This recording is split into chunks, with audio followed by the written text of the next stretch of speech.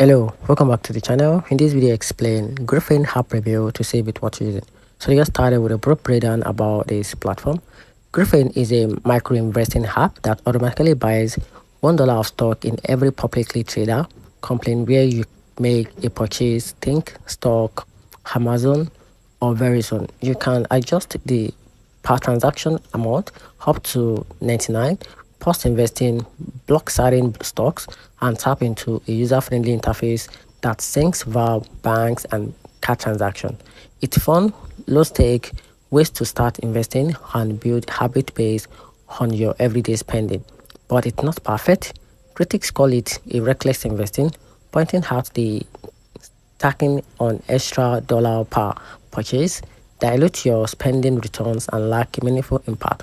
Users also report app issues, withdrawal problems, unresponsive customer support, and multi-complaints to be the BBB about funds being stuck or subscription that can be cancelled. So while Griffin offer a playful part in stock ownership, it may not deliver strong result or reliable service, especially if you are seeking a serious return or smooth operation. And that's it. So let me know in the comment section what you think about this platform. And that's it.